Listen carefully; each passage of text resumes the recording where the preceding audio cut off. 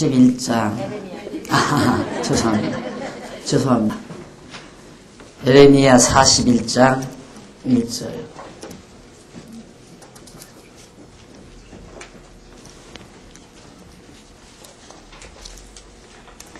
찾으신 줄 알고 봉독합니다.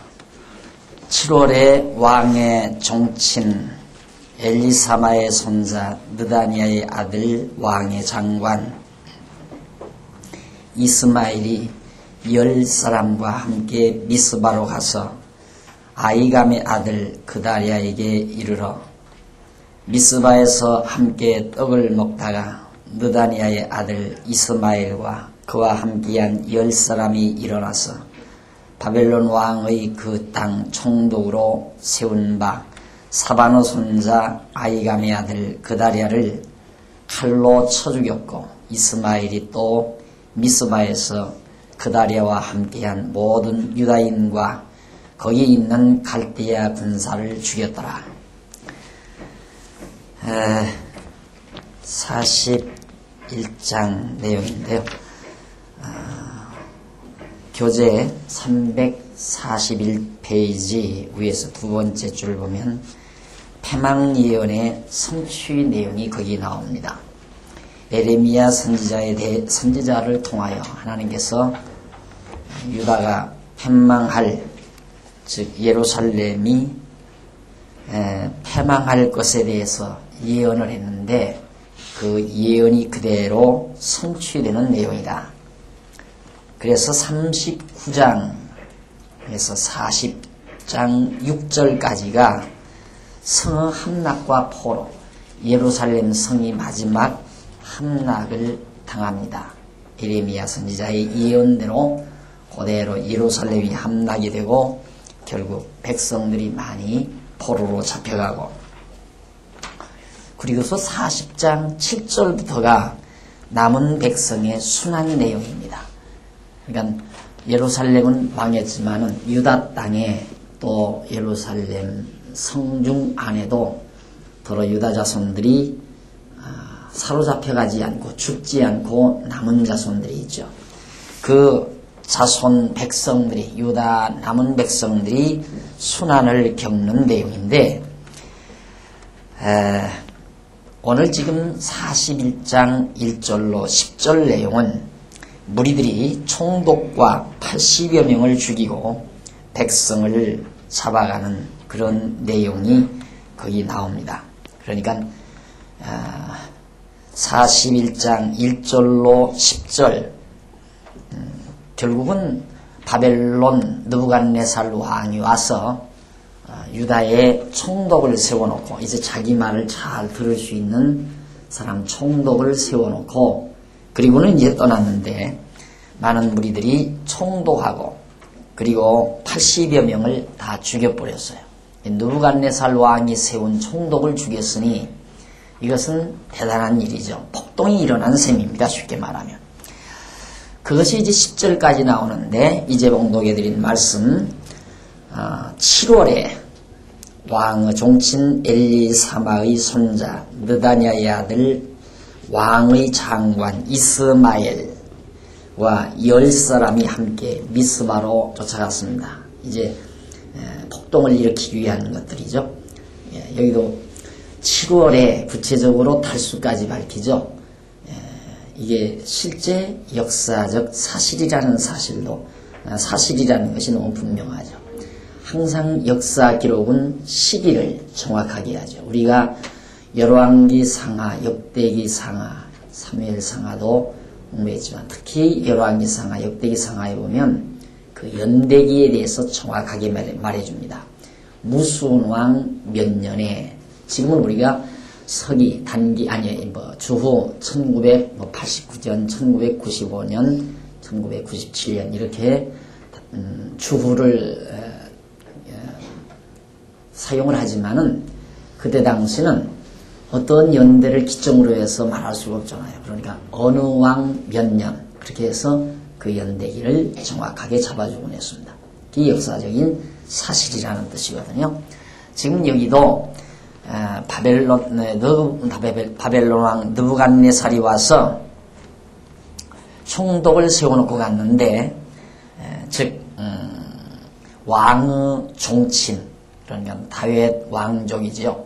왕족 중에 이스마엘이라는 사람이 10사람과 함께 가서 미스바로 갔습니다. 가서 아히감의 아들 그다리아에게 이르러 미스바에서 함께 떡을 먹다가 느다냐의 아들 이스마엘과 그와 함께한 10사람이 일어나서 바벨론 왕의 그 땅 총독으로 세운 바 사반의 손자 아히감의 아들 그다리아, 총독으로 바벨론 왕이 세운 총독을 칼로 찔러 죽여버립니다. 그리고 이스마엘이 또 미스바에서 그다리아와 함께한 모든, 그러니까 그 총독 편에 서서 바벨론의 종사에 그 꼭두각시 노릇했던 자들을 함께한 모든 유다인과 거기 있는 갈대아 군사들을 죽였습니다. 일단은 폭동에 성공을 한 거죠.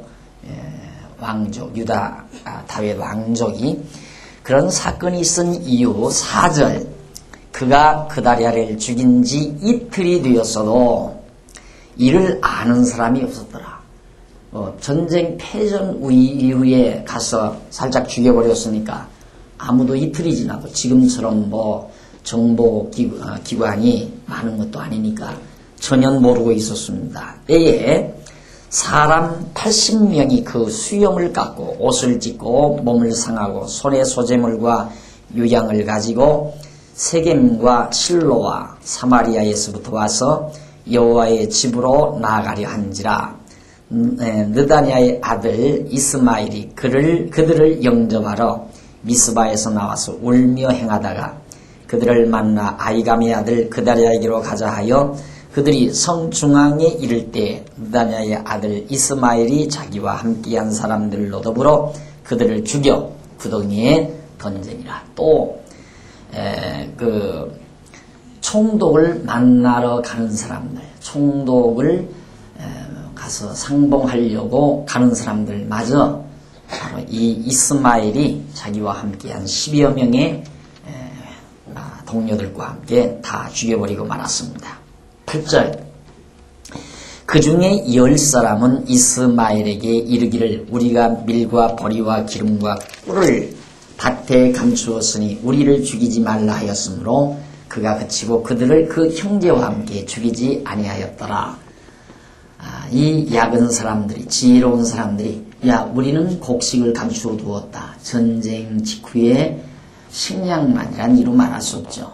그런 어려운 시절에 우리가 곡식을 감추어 둔 것을 우리가 알고 있으니까 우리를 죽이지 않아야 당신들이 먹고 살 거 아니냐. 그러니까 우리 죽이지 말라. 그 말을 듣고 이스마엘이 그들을 살려주고 9절, 이스마엘이 그다리아에게 속한 그 사람들을 죽이고 그 시체를 던진 구덩이는 아사 왕이 이스라엘 왕 바사를 두려워하여 팠던 것이다.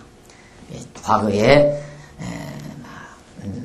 파놨던 구덩이 속에다 던져서 느다냐의 아들 이스마엘이 그 죽인 시체로 거기 채우고 미스바에 남아있는 왕의 딸들과 모든 백성 곧 시위대장 느부사라단이 아히감의 아들 그다리아에게 위임하였던 바 미스바에 남아있는 모든 백성을 사로잡되 곧 느다냐의 아들 이스마엘이 그들을 사로잡고 암몬 자손에게로 가려하여 떠나니라. 자, 결국 총독을 따르던 많은 자들을 다 죽여버리고 왕족인 이스마엘이 결국 망명길에 오르죠. 암몬 자손의 땅으로 가려고 했습니다. 이제는 거기 있다가는 잡혀 죽으니까 망명길에 오르려고 합니다.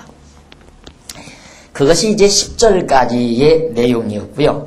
그 다음 11절로 18절은 요한안의 군장들이 백성들을 구출하여 피하려고 하는 그런 내용이 11절로부터 나옵니다.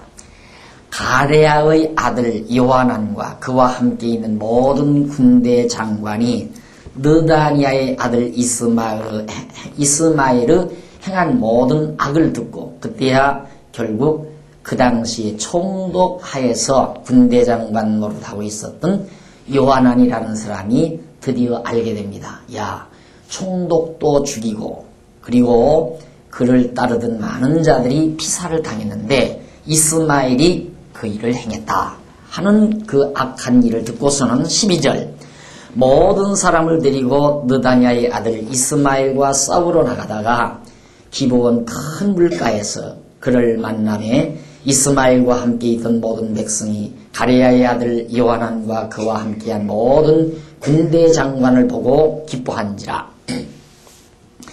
결국 잡아 죽이려고 쫓아갔는데 이스마엘은 도망가다가 망명길에 가다가 이스마엘과 마주치게 됐어요. 근데 거기서 만나가지고 뭣도 모르고 기뻐하는데 14절 이에 미스바에서 이스마엘에게 포로되었던 그 모든 백성이 돌이켜 가레야의 아들 요하난에게로 돌아가니라. 결국 요하난 군대 장관 쪽으로 확 변심을 하고 다 돌아가 버려요.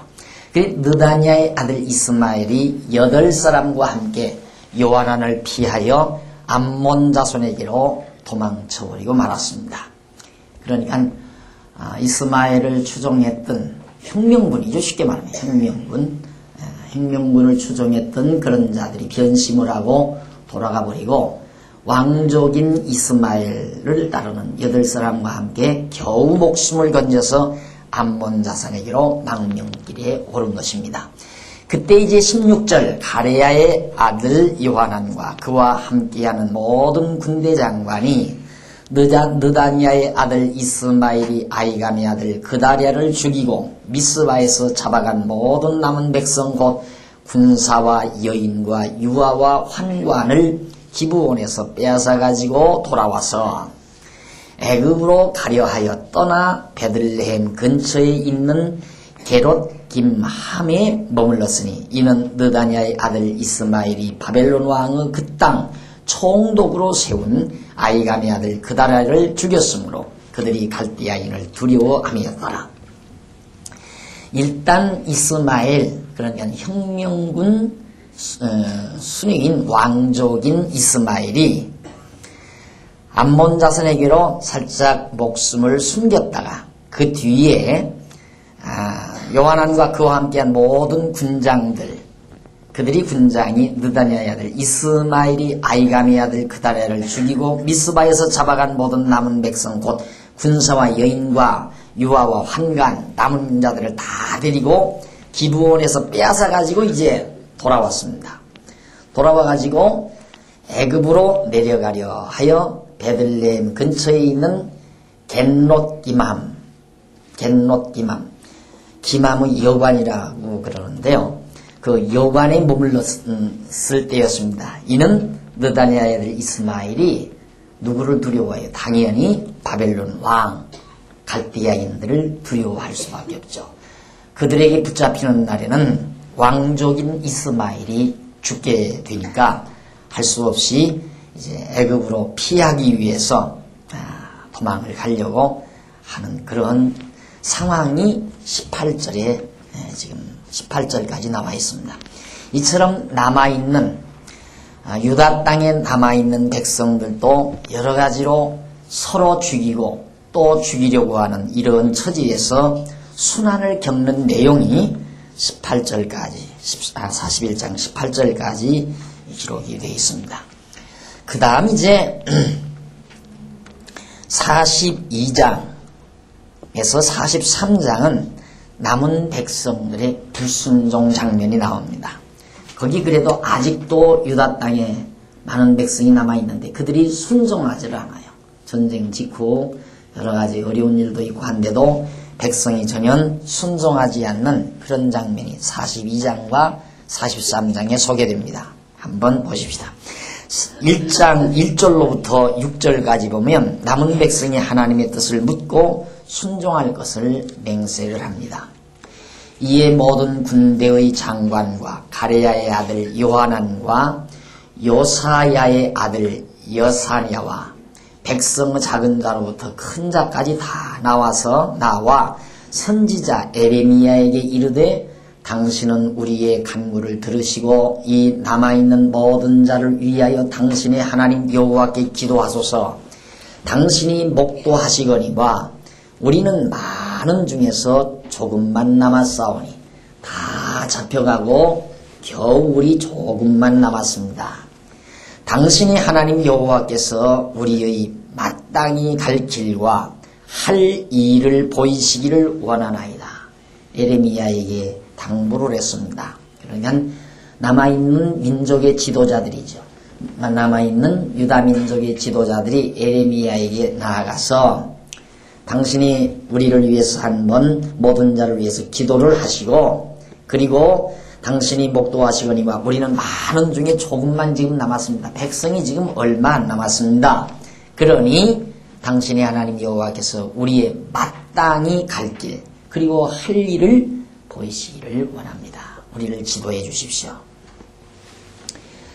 그런 어려움 중에도 유다 자손들이 여호와 하나님을 의지하려고 그 지도자들이 그렇게 마음을 먹죠. 그건 예레미야가 그래도 살아남아서 이 나라가 망하는 이유, 유다 백성이 지금 망하는 이유를 분명히 밝혀줬습니다.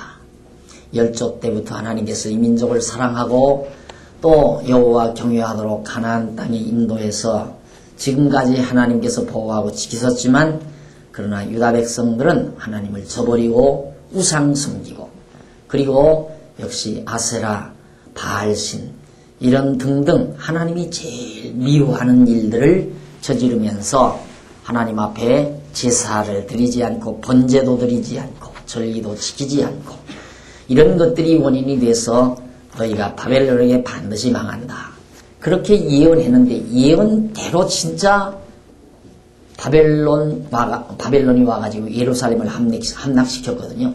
그때 믿어졌을 것 아니겠습니까? 그 전까지는 말을 듣지 않고 순종하지도 않고 그랬던 자들이 민족의 지도자들이 그 남아있는 지도자들이 가만히 보니까 예레미야가 예언한 대로 그대로 이루어진단 말입니다. 이야 여호와 하나님을 우리가 의지해야 살겠구나. 그때야 이제 그들이 그걸 깨닫고 지도자들이 바로 예레미야에게 와서 자꾸만 우리 갈 길과 행할 일을 가르쳐달라. 우리 몇 명 얼마 남지 아니한 백성들이지만 하나님 여호와의 말씀대로 우리가 순종하며 살도록 우리가 지도하겠다. 그런 뜻이죠. 그러니까 결국 하나님께서 선지자를 세우시는 목적이 뭔가 우리는 벌써 선지자를 세우는 목적을 어디에다 두느냐면 선지자를 통해서 잘 배워가지고 깨닫고 절대 하나님의 진노를 당하지 않고 편안하게 살게 하려고 선지자를 보냈다. 이렇게 생각할 가능성이 누구나 있습니다. 그렇잖아요. 하나님께서 선지자를 왜 보내는가? 선지자가 나와서 하나님의 말씀을 전해가지고 그 말씀대로 깨닫고 그 말씀을 듣고 뉘우쳐서 반성하고 돌아와서 하나님의 진노를 받지 않고 살 수 있도록 하려고 선지자를 보냈다. 이렇게 생각할지 모릅니다. 그렇지 않습니다. 북쪽 이스라엘은 선지자를 보내지 않아요. 안 보내는 이유는 망하게 하려는 거죠. 그러면 남쪽 유다의 선지자를 보내는 이유는 뭡니까? 흥하게 하려는 것만은 틀림없어요. 그러면 흥하게 하려는 것이 목적인가? 북쪽 이스라엘은 선지자를 보내지 않은 것은 왜 안 보내는가? 그것도 역시 망하게 하려는 것은 근원적인 목적은, 근본적인 목적은 아니에요. 선지자를 보내고 안 보내는 이유, 목적이 어디 있는가?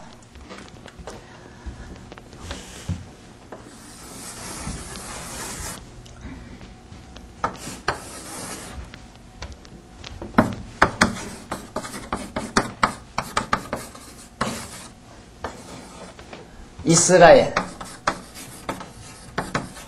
유다 멸망했죠. 아수르에게 멸망했고 바벨론에게 지금 망해서 70년 지금 포로 기간을 맞게 되는 거거든요. 지금 예레미야가 이 지역에서 예레미야가 이 시대에 이때가 바로 587년이라고 그랬어요. 예수님 오시기 전, 주님 오시기 전 587년경에 이제 바벨론에 의해서 완전히 다 함락이 되고 망하게 되는데, 저런 섭리 속에서 하나님께서 저렇게 섭리해 가시는 과정 속에서 왜 북쪽 이스라엘은 선지자를 보내지 않고 남쪽 유다에는 선지자를 또 보내시는가? 그 이유가 바로 여기에 명확하게 나타나죠. 북쪽 이스라엘에 선지자를 보내지 않는 이유. 망한 다음 보내요. 여기 이사야가 여기 나와요. 이사야는 북쪽 이스라엘을 위해서 예언하는 게 아니에요. 남쪽 유다를 향해서 예언하죠. 북쪽 이스라엘을 위해서 예언한 선지자가 요나 선지자 알죠? 이제 앞으로 요나 배울 거예요. 요나는 북쪽 이스라엘 니느웨 도성에 가서 외치라 했습니다. 그때 이제 니느웨가 회개하고 돌아오죠. 그런데 이 북쪽 이스라엘은 망하게 돼 있어요. 그건 다윗 왕조를 떠난 족속들이니까 다윗 왕조, 이게 다윗 왕조 아래 살아야 되거든요. 다윗 왕조 아래 있어야만이 되는데 다윗 왕조 허락지 아니한 왕조를 자기네들이 여로보암 왕조를 만들어서 북쪽에 가서 백성들을 대부분 많은 백성들을 데리고 가서 나라를 세웠단 말입니다. 하나님이 언약하신 왕이 아니죠. 그러니까 저 북쪽 이스라엘은 망하게 되기 때문에 망해야만이 하나님의 언약대로 되는 거거든요. 안 망하면 하나님의 언약대로 되는 게 아니에요. 망하게 하시려고 선지자를 보내지 않은 거예요. 그러니까 선지자를 안 보낸 것도 하나님의 언약대로 이루시려는 것이 목적이고 남쪽 유다에 선지자를 보낸 것도 언약대로 이루시는 여호와를 깨닫게 하려는 거예요. 그러니까 에레미야 분명히 망한다고 예언을 해요. 망한다고 예언했을 때 우리가 생각할 때는 망한다고 예언을 하니까 다 돌이켜 회개하고 돌아오면 얼마나 좋으냐 이렇게 생각하겠지만 그렇게 되면 이제 하나님께서 70년 포로 생활이 이루어지지 않는 거죠. 예언한 대로 하나님께서 언약하신 대로 70년 동안 포로 생활을 안 하게 돼요. 여기서 다 돌이켜버리면. 그러니까 결국에는 아무리 하나님께서 선지자를 보내서 예언하게 해도 하나님의 백성들의 마음을 둔하게 만들고 귀를 멀게 만들고 눈을 멀게 해서 듣지 못하게 하고 보지 못하게 하고 깨닫지 못하게 해서 예언대로 응하게 한다 이 말이죠. 그러니까 여기 지도자들도 에레미야가 예언할 때 에레미야 잡아다 죽이려고 했잖아요. 에레미야 감옥에 집어넣기도 하고요. 많은 선지자들이 에레미야의 말과는 반대 예언이었어요. 괜찮다. 절대 바벨론이 우리 예루살렘에 쳐들어오지 않는다. 바벨론이 절대 우리를 침략하지 않는다. 수백 명의 선지자들이 그 많은 선지자들이 다 예루살렘이 망하지 않는다고 예언을 하는데 오직 단독 에레미야만은 예루살렘 망한다. 북쪽 바벨론이 와서 예루살렘 다 함락시키고 다 붙들어 간다. 그러고 예언했다고 해서 감옥까지 갇혔잖아요. 그런데 에레미야의 예언대로 딱 바벨론이 와서 다 사로잡아 갔다 이 말이죠. 그러니까 예언대로 이루어짐으로 결국 깨닫는 게 뭔가 하나님은 여호와이시다. 아, 하나님은 언약대로 이루시는 분이로구나. 그걸 깨닫게 하기 위해서 선지자를 보내는 거란 말입니다. 이게 선지자가 와서 예언대로 언약대로 망하고 이제 언약대로 이 다음 회복이 되잖아요. 언약대로 회복만 아니라 언약대로 이미 예언대로 바벨론이 와서 쳐들어가서 예루살렘을 함락했다 이 말입니다. 언약대로 이루어진 거예요. 믿음은 어디에서 생기는가? 언약대로 이루어진 사실을 깨달을 때 믿음이 생겨요. 그러니까 믿음이란 막연하게 들어오는 게 아니에요. 막연하게 자기 고집을 강화시켜서 만들어내는 것이 믿음이 아니에요. 어제 저녁에 제가 제 방에 앉아 있는데 전화가 지방에서 날라왔어요. 전화가 지방에서 왔는데 무슨 상담을 하느냐면 목사님 제가 공부하는 학생입니다 그래요. 그게 지금 많이 진도를 나가는데 목사님의 강의가 많이 수납이 되는데 한 가지 의문점이 있어서 제가 상담을 합니다 그래요. 뭐냐니까 기도를 육신의 소욕대로 하면 안 된다라고 하는 대목이다 이거죠. 근데 자기가 가만히 생각해봐도 이 세상 살아가는 과정에서 육신의 욕심대로 다 자기가 살아가고 있는데 기도를 해도 거의 자기 욕심 따라 기도를 한다는 거죠. 그런데 그 다음에 어떤 얘기가 또 나오느냐면 육신의 욕심대로 구해서 이루어지는 것은 도리어 나에게 더 고통입니다라는 대목을 자기가 들었다는 거예요. 그러니 이제 자기가 기도한 것에 대해서 두려운 거예요.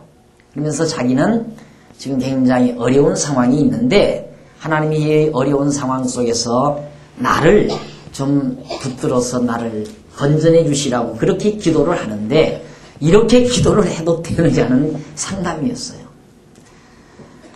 그래서 육신의 욕심대로 구하면 안 이루어진다. 또 설령 이루어지면 그것이 우리에게 고통이다. 그걸 제가 비유를 들어서 이제 탕자가 아버지에게 아버지 나 따로 나가 살렵니다 라고 아버지에게 구했을 때 아버지가 그건 안 들어줄수록 좋은 거죠. 아들은 돼지우리의 고난이 없으니까. 그런데 아버지가 그걸 성큼 들어줘 버려요. 그런 의미에서 우리의 육신의 욕망대로 구한 것을 하나님께서 이루어주는 것은 우리로 하여금 돼지우리에 갖다 돌아오도록 하게 하시려는 거다. 바로 이것도 그겁니다. 하나님께서 분명히 선지자 에레미야를 보내셔서 망한다, 바벨론에 의해서 망한다 했을 때 바벨론에 의해서 우리 절대 망하지 않게 해달라고 에레미야가 기도해도 필요가 없어요. 왜? 그렇게 기도하면 하나님 여호와를 못 깨달으니까. 그러니까 그 자매에게도 제가 그런 얘기를 했어요. 하나님께서는 우리에게 언제나 때리시고 쌈에 서서 하나님이 여호와임을 깨닫게 하는 거 아닙니까? 그러니까 결국 지금 어려움이 하나님께서 때리시려고 어려움을 주셨다고 한다면 반드시 싸매는 것은 하나님의 약속입니다. 언약입니다. 그러니까 다윗도 어려운 곤경에 있을 때 나를 붙들어서 하고 기도했으니까 걱정하지 말고 기도하라고 전화를 끊었습니다. 그러니까 우리들은 하나님의 말씀, 하나님께서 우리에게 어두운 날 주시고 밝은 날 주시고 곤고한 날과 형통한 날을 겸해서 주신다. 이게 하나님 여호와의 말씀 아니에요. 그걸 우리는 그대로 믿는 거예요. 그러니까 우리에게 곤고한 날이 있을 때는 반드시 형통한 날 하나님께서 주신다.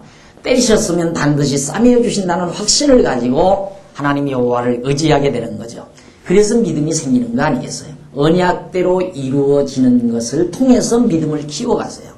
그러니까 우리가 지금은 그러면 하나님께서 아무개 형제야 너는 며칠에 망한다. 그랬다가 몇 년도에 내가 다시 흥하게 해주겠다.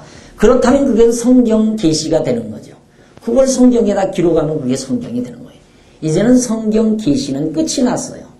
요한계시록으로서 한 자라도 더하거나 덜할 수가 없어요. 점 하나도 더하면 안 돼요. 그러니까 성경 특별계시로서는 완전히 끝이 났기 때문에 지금에 와서 박집사 아무개야 너는 몇 월 며칠 날 병들었다가 몇 월 며칠 날 내가 깨끗하게 낫게 해주마. 이런 하나님의 언약의 말씀은 없죠. 그러나 우리가 성경을 통해서 이제는 특별계시인 성경을 통해서 모든 일들이 하나님의 언약대로 이루어지셨구나. 성경 전부가 크게 그거 아니에요? 구약은 언약, 신약은 성취. 신약은 성취, 구약은 언약이란 말입니다. 구약에서 언약한 것이 신약에서 이루어졌다. 이걸 알아야 믿음이 생기는 거거든요. 그러니까 성경 모르고 어떻게 믿음이 자라나요? 이 막연한 거예요, 그건. 그러니까 내가 늘 강조하듯이 성경을 모르고 가진 믿음이라고 하는 것은 그건 진정한 믿음이 아니에요. 그건 자기 신념일 뿐이에요. 자기 욕심에 의한 신념, 고집과 욕심에 의한 신념. 그래서 보통 고집과 욕심이 많은 사람일수록 소위 믿음 생활을 잘한다고 보죠. 대부분. 욕심도 많고 그냥 정열도 많고 욕심도 많고 고집도 세고 그런 사람이 언제나 교회 앞장서서 일합니다. 우리 교회는 안 그렇지만 우리 교회는 그건 아니지만 대부분의 교회 보십시오. 욕심도 많고 아주 그냥 욕심도 많고 고집도 센 사람. 누구도 못 말려요. 아무개는 못 말린다고 그러는데 그런 사람 못 말려요. 근데 그런 사람이 교회는 또 교회 일을 해나가게 되지는 거거든요. 그러니까 무식할수록 담대하다고 그러잖아요. 무식할수록 담대하다. 나는 우리 교회에서 제일 보기 싫은 게 뭐냐면 공부도 안 하고 열심히 일하려고 하는 사람은 그냥 발기를 확 쳐주고 싶어. 뭐하러서 일하려고 하느냐? 뭐하러서. 공부나 할 일이지. 안 그래요? 그게 무식한 열심이란 말입니다. 내가 나쁜 놈 같으면 살살 이용하면 되죠. 살살. 예? 이용당해요. 아, 교회 어려운데 집 잡혀서 돈 갖고 와라면 다 주게 돼 있고요. 아, 지금 당장 어려운데 돈 한 어디에서 1,000만 원 빌려와라면 다 빌려다 주고요. 그렇게 무식해가지고 담대한 사람. 예. 용맹이잖아요, 무식할수록. 예. 그러니까 학자는 장군이 못 돼요. 학자는 장군이 못 돼, 절대. 아니까 이런 것 저런 거 자꾸 도살이거든요. 이 기독교 신앙이라고 하는 것은 언약대로 이루어졌다는 사실이 확인될 때 맞다. 이거예요. 맞다. 아멘. 그래서 믿음이 작자. 아, 정말 언약대로 이루시는 여호와가 살아계시구나. 살아계시겠다가 아니에요. 살아계신다. 그냥 살아계신다. 믿어져 버려요. 그래서 우리의 믿음이 견고해지고 완벽해지고. 성경 모르면 믿음 절대 안 자라나요. 절대. 그래서 오늘 하나님께서 남쪽 유다의 예레미야 선지자를 보내가지고 바벨론에 의해서 망한다. 예언대로 처음에는 와서 망하기 전부터 예레미야를 보내서 직전에 예레미야를 보내서 예언했습니다. 머지않아 온다 바벨론이. 그걸 안 믿었잖아요. 많은 지도자들이. 그래서 왕까지라도 예레미야 미국에서 감옥에 가뒀댔단 말입니다. 그런데 예언대로 딱 바벨론이 와서 남쪽 유다 정복하고 예루살렘을 포위하고 함락시켜버리고 다 잡아가 버리니까 남아있는 유다 지도자들이 역시 예레미야는 여호와 하나님이 보내신 참 선지자다. 믿게 된 거예요. 그래서 예레미야 선지자에게 와서 선지자 예레미야에게 당신의 하나님 여호와께서 우리의 마땅히 갈 길과 할 일을 보이시기를 원하나이다라고 요청을 합니다. 이때 선지자 예레미야가 그들에게 이르되 4절 내가 너희 말을 들었은즉 너희 말대로 너희 하나님 여호와께 기도하고 무릇 여호와께서 너희에게 응답하시는 것을 숨김없이 너희에게 고하리라. 너희 요청대로 내가 그렇게 하겠다.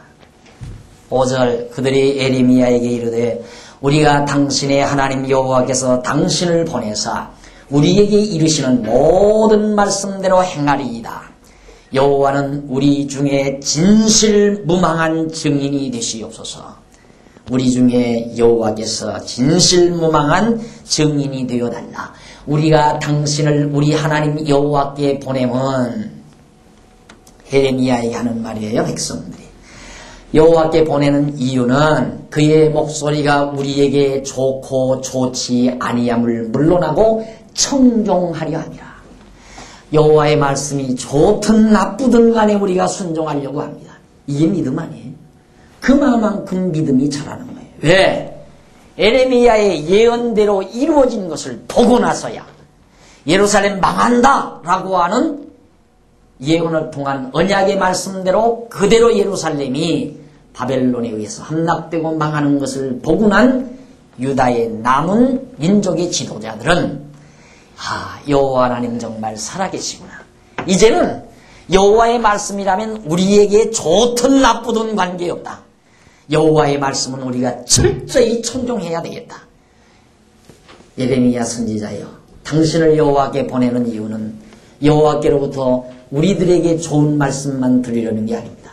우리에게 좋든 나쁘든 이제는 그 말씀대로 잘 청종하려고 듣고 순종하려고 지금 보내는 겁니다. 우리가 우리 하나님 여호와의 목소리를 청종하면 우리에게 복이 있으리이다. 깨닫잖아요. 아주 기가 막힌 걸 깨달았잖아요. 이게 어떻게 이 과정이 없이 언약대로 이루어지는, 여기에서 지금 요 순간 언약대로 이루어진 거거든요. 예레미야 살아있는 당시에. 그러니까 하나님의 언약은 장기간 수천 년에 걸쳐서, 때로는 수백 년에 걸쳐서 7, 800년 전 예언하는 것이 7, 800년 후에 이루어지는 수도 있죠. 이사야가 7, 800년 전에 예언하는 것이 바로 7, 800년 후에 예수 그리스도를 통해서 이루어지죠. 이사야가 처녀가 잉태하여 아들을 낳는다고 예언하는 것이 700여 년 이후에 그대로 이루어지는 거예요.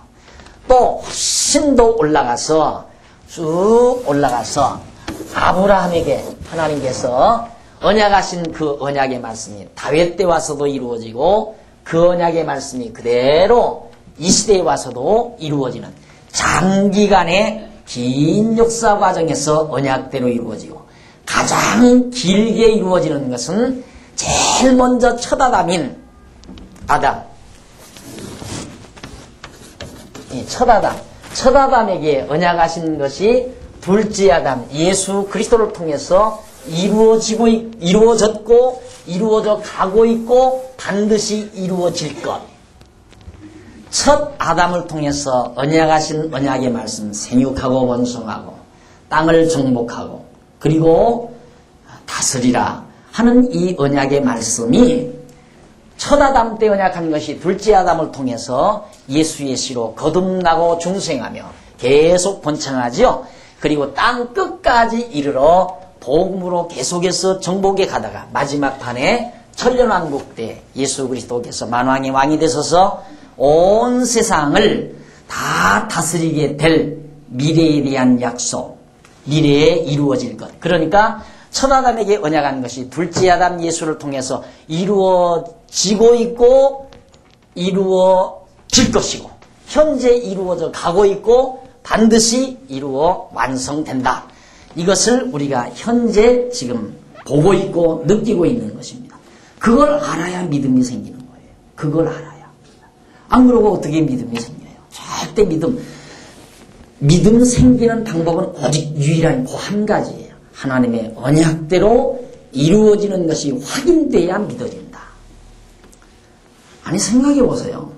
막연히 집 사고 팔고 거래한다고 딱 해놓고 말로만 내가 그러면 자네한테 밤새 언제 이사할 준비하게 그리고 헤어지면 안 믿어져요. 절대 그걸 믿고 자기 집 내놓고 다 정리할 사람이 누가 있어요? 계약서를 써야죠. 계약서를 딱 쓰고 계약금 치러요. 그걸로도 못 믿어요. 중동 치러야 돼요.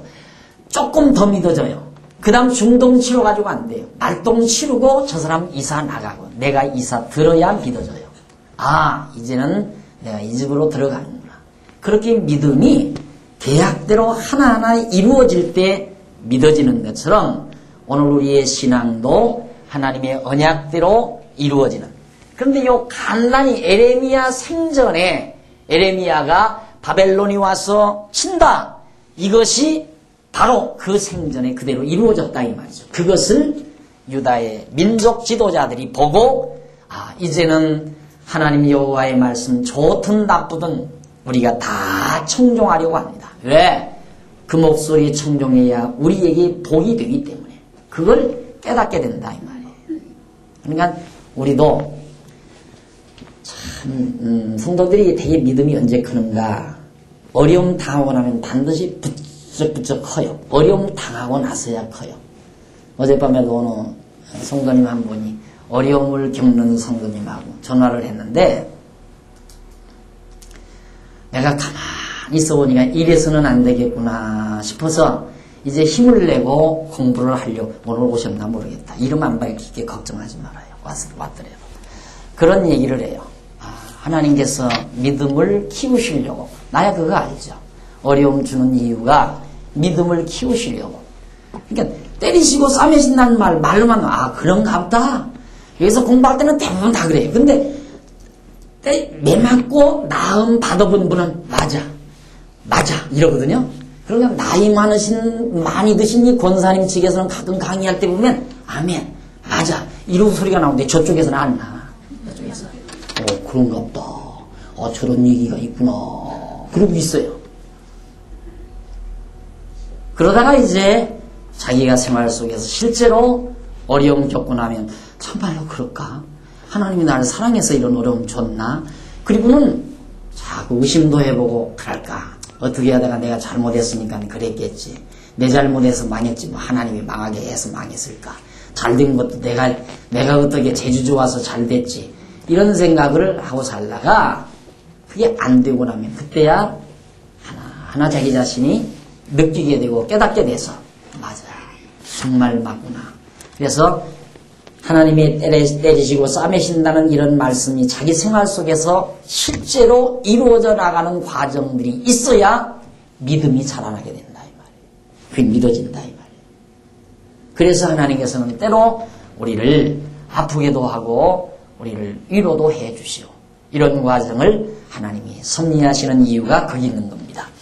자, 그러면 어떤 말씀입니까? 10일 후에 7절 10일 후에 여호와의 말씀이 에레미야에게 임하니 그가 가레야의 아들 요하난과 그와 함께 있는 모든 군대 장관과 백성의 작은 자로부터 큰 자까지 다 부르고 그들에게 이르되 너희가 나를 보내어 너희의 간구를 이스라엘 하나님 여호와께 드리게 하지 아니하였느냐. 그가 가라사대 너희가 이 땅에 여전히 거하면 내가 너희를 세우고 헐지 아니하며 너희를 심고 뽑지 아니하리니 이는 내가 너희에게 내린 재앙에 대하여 뜻을 돌이킴이니라. 나 여호와가 말하노라. 너희는 그 두려워하는 바벨론 왕을 두려워 말라. 내가 너희와 함께하여 너희를 구원하며 그의 손에서 너희를 건지리니 두려워 말라. 내가 너희를 긍휼히 여기리니 그로도 너희를 긍휼히 여기게 하여 너희를 너희 본향으로 돌려보내게 하리라 하셨느니라. 그러나 만일 너희가 너희 하나님 여호와의 말씀을 순복지 아니하고 말하기를 우리는 이 땅에 거하지 아니하리라 하며 또 말하기를 우리는 전쟁도 보이지 아니하며 나팔 소리도 들리지 아니하며 식물의 픽절도 당치 아니하는 애굽 땅으로 결단코 들어가 거하리라 하면 잘못되리라. 에레미야의 말은 그겁니다. 너희들이 이 땅 그대로 있으라.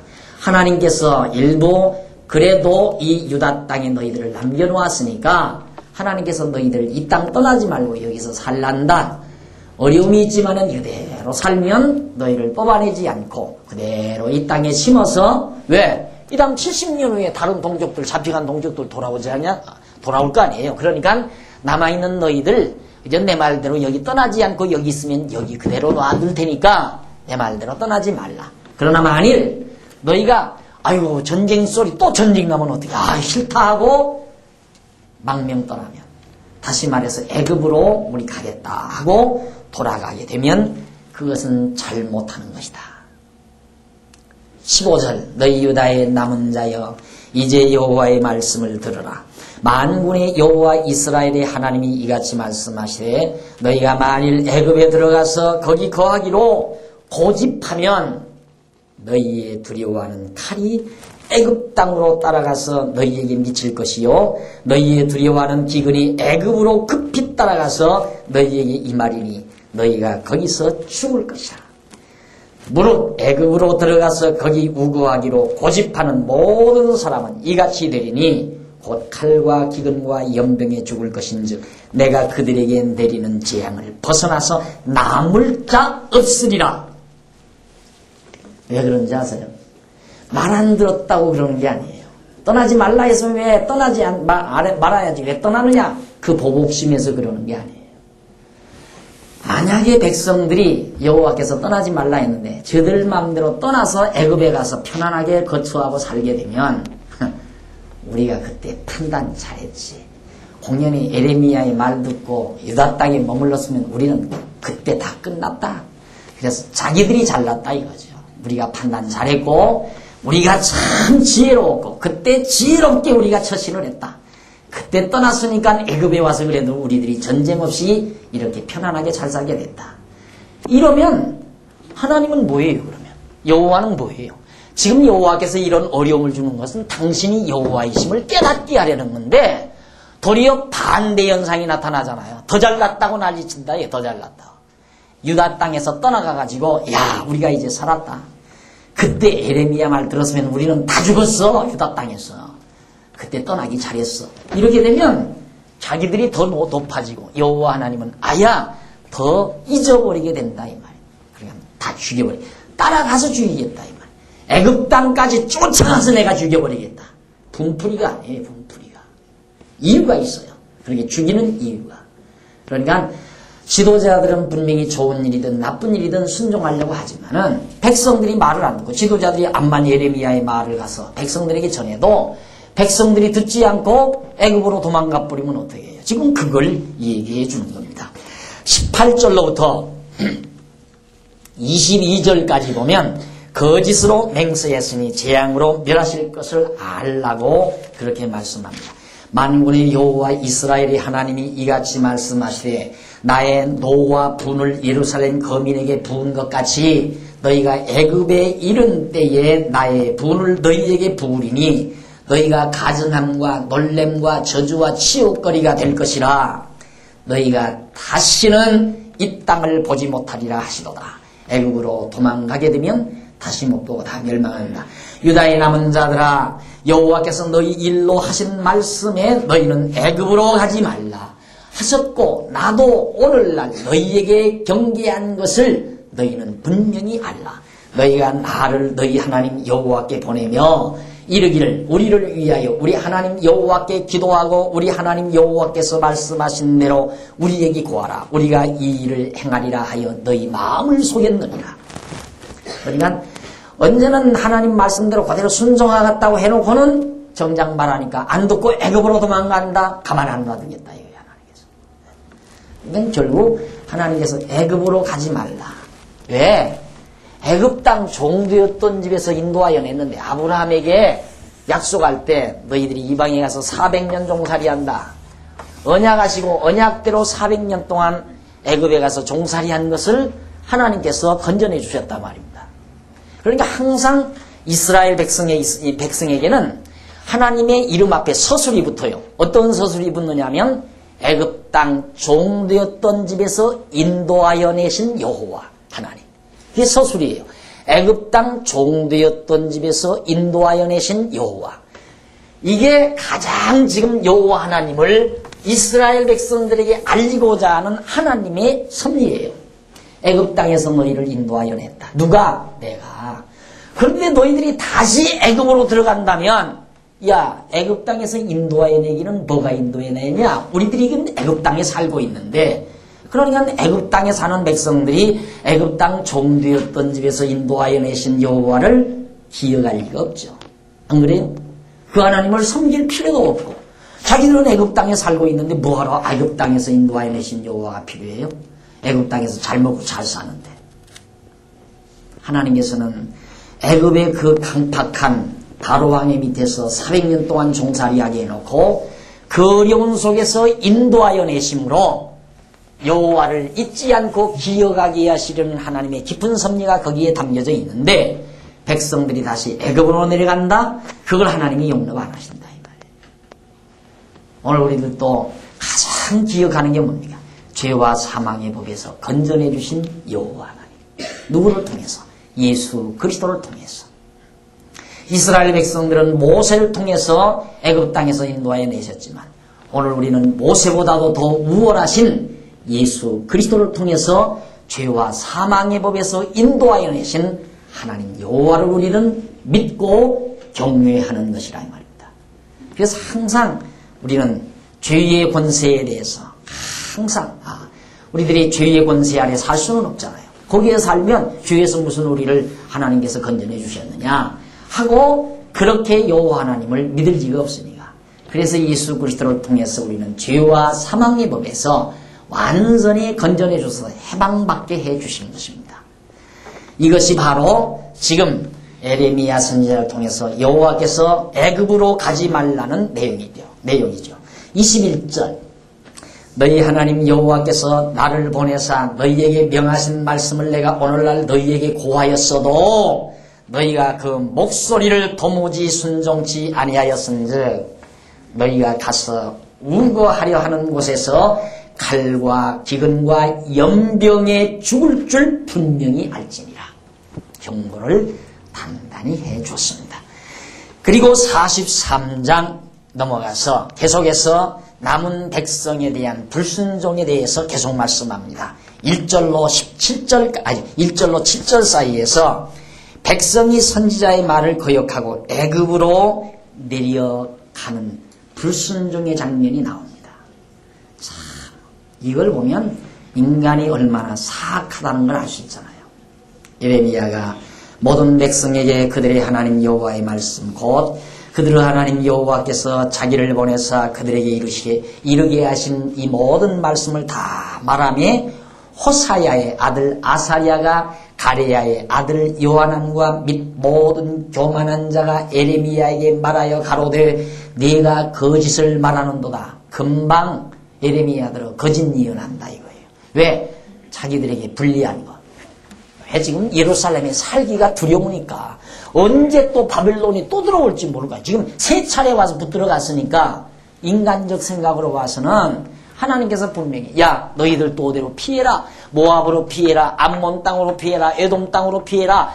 애굽으로 피해라. 그렇게 예언이 나올 줄 알았는데 그게 아니라 두려워하지 말고 여기 유다 땅에 그냥 머물러 있으란다 하나님께서. 그러니까 두려워 죽겠는데 그대로 머무르라니까 너 거짓말 예언하는구나. 말은 좋은 일이든 나쁜 일이든 그대로 청종하겠다 해놓고는 막상 예언을 하니까 거짓말 예언이라고 해서 듣지를 않습니다. 이것이 인간의 사악성이죠.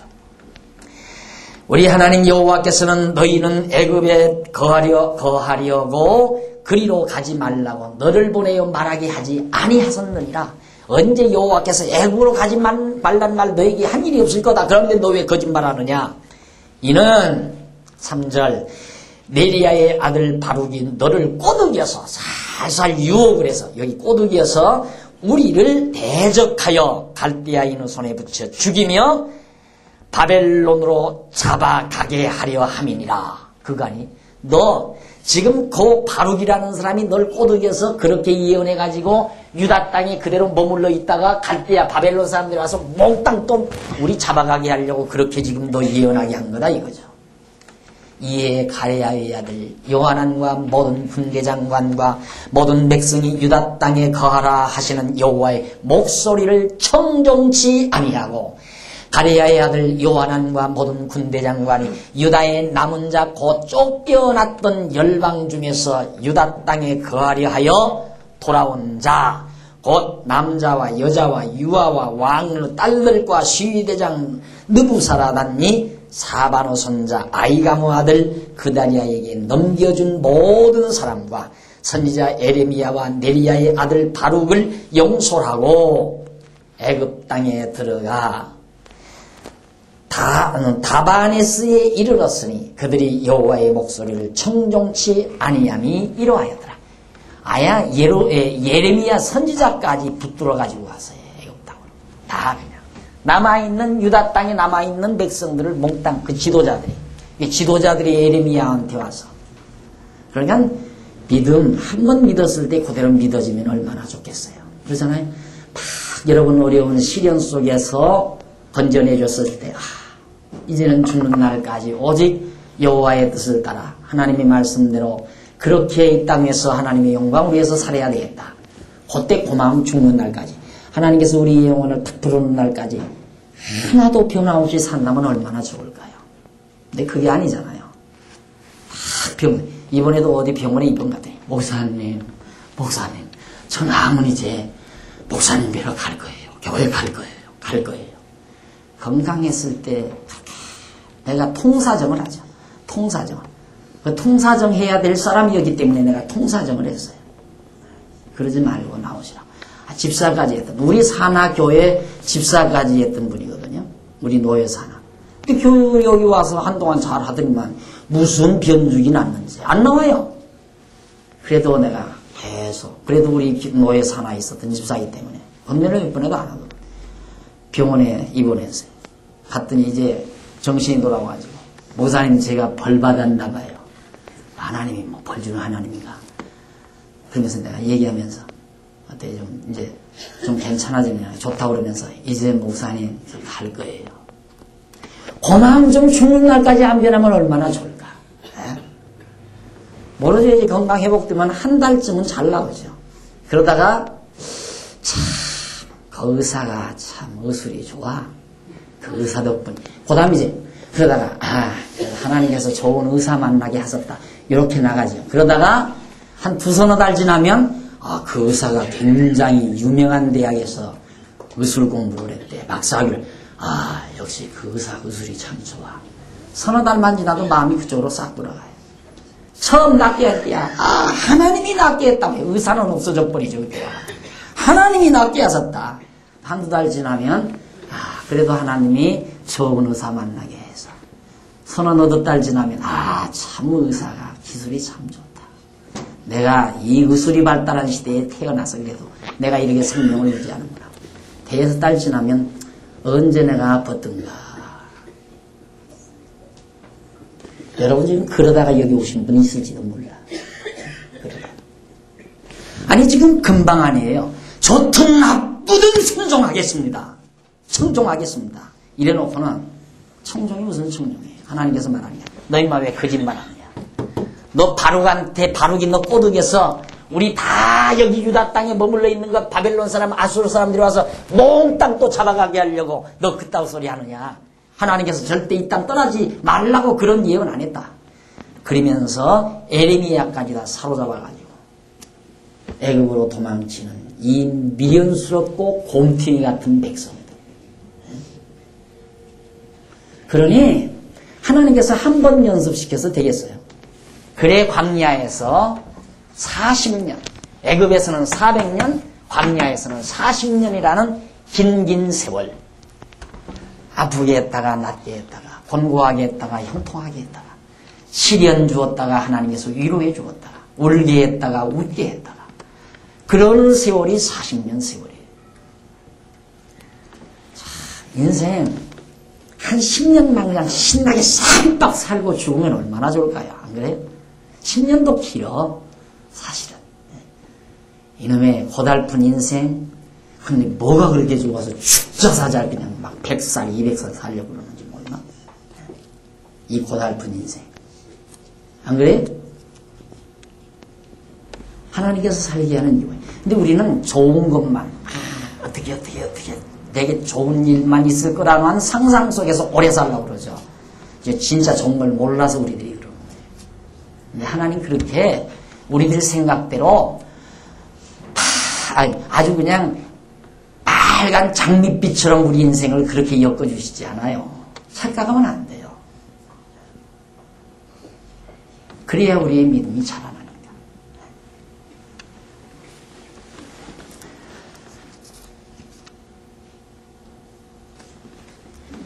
8절 다바네스에서 여호와의 말씀이 에레미야에게 임하여 잡혀가가지고 가라사대 너는 유다 사람의 목전에서 내 손으로 큰 돌을 가져다가 다바네스 바로의 집 어구의 벽돌 깔린 곳에 진흙으로 감추고 그들에게 이르기를 만군의 여호와 이스라엘의 하나님이 이같이 말씀하시되 보라 내가 내 종 바벨론 왕 느부갓네살을 불러오리니 그가 그 보좌를 내가 감추게 한 이 돌 위에 두고 또 그 화려한 큰 장막을 그 위에 치리라.